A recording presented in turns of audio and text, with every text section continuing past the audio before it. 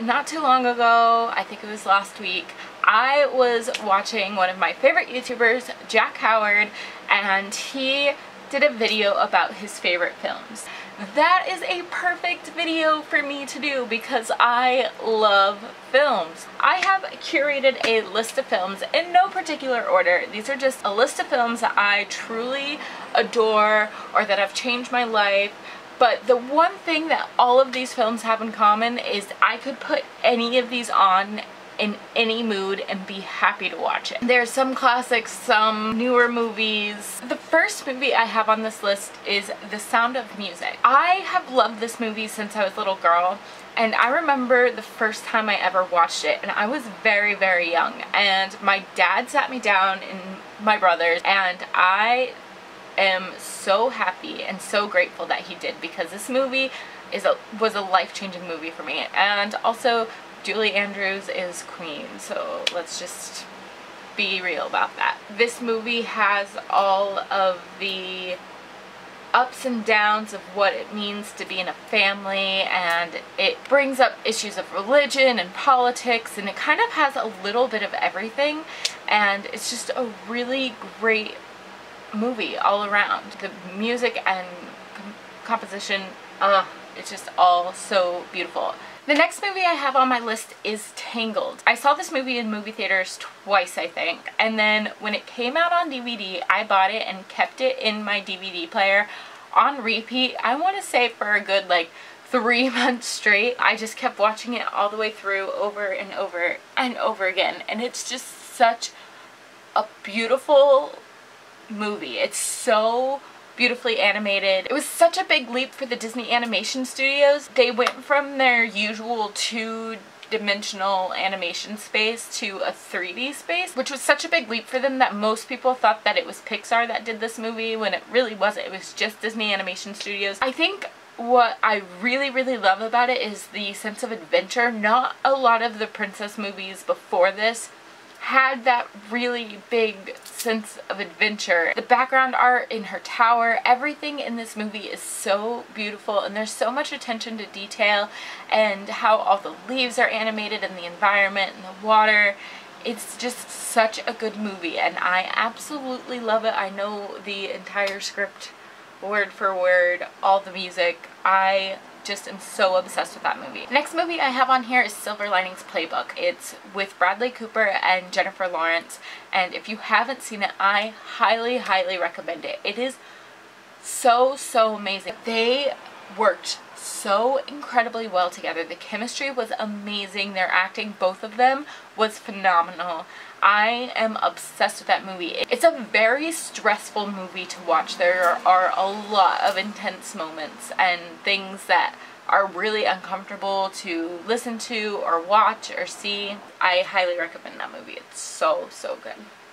The next movie, I kind of recently saw it within the last couple years, and it is The Prestige with Christian Bale, and that movie is so mind-blowingly good. You don't really see what's coming at all, and it's kind of interesting because it's about magicians and magic tricks. The concept of the movie is the magician makes you look over here while he's doing something over here that you're not seeing. And that's kind of exactly how the movie is directed. It's also directed by Christopher Nolan, who is one of my favorite directors. I've done a project on him before. He's really, really ingenious. It really makes you think because so much is happening that you don't even realize until the end. And then you're like, wow, how did I miss that? It's just really, really interesting. The next movie I have on here is pretty different from all the other movies. It's The Boondock Saints, and first of all, as a girl, I'm obsessed with Irishmen and Irish accents, so that right away just like gets me. The storyline and kind of how they're vigilantes for the most part is very, very interesting. There is religion involved and mobs, and there's so much action and really classic scenes, and it's so well directed. There's a lot of insight going on with the detectives and when they're trying to solve a crime. There are some very intense scenes in it, again, and some really gruesome ones. a lot of really gruesome ones. It's very bloody. It is really one of my favorite movies. The next movie I have on here is The Princess Bride. This movie is so good because it's very nostalgic. It's not really about any of the fairy tales or stories that we grew up with as kids. It's just kind of a generic fairy tale.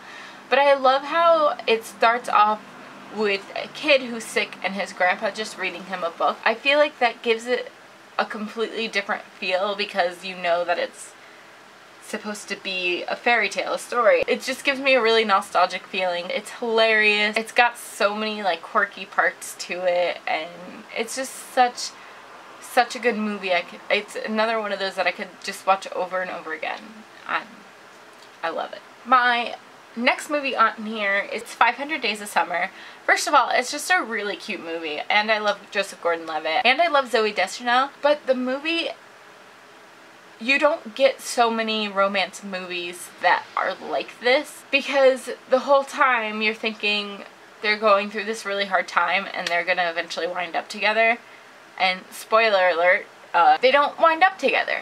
And there's kind of a truth to that too, because not all relationships or anything in life works out kind of the way that you think it's going to, and the way that you feel like is right.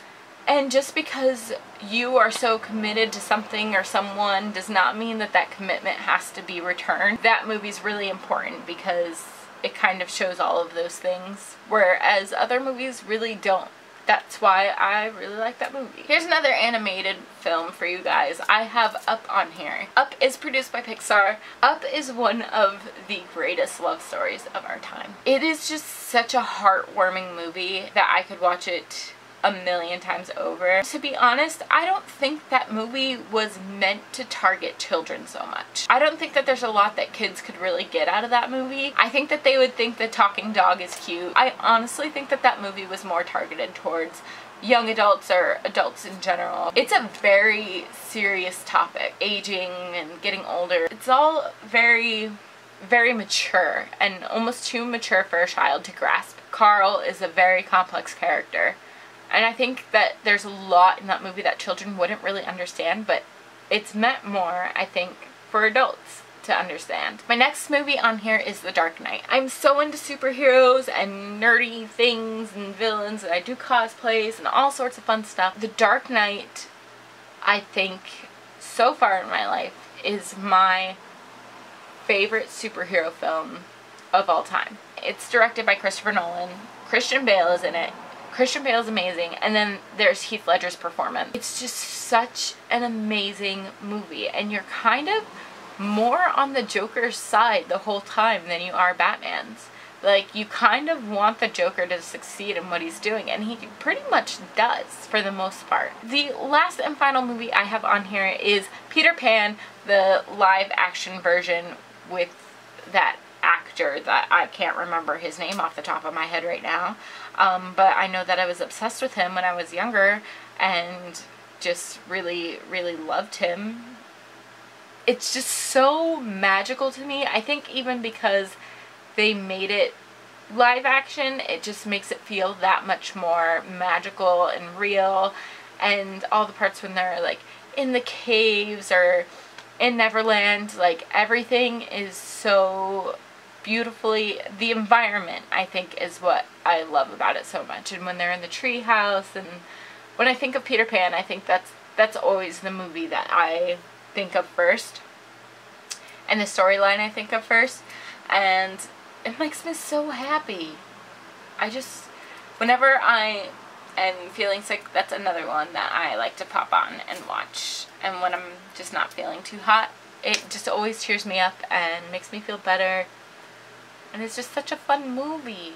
I do believe in fairies. I do. Anyways, those are some of my favorite movies, guys. I'm one of those people who just really enjoys watching the same movies over and over again because I feel like I get something different out of it every time.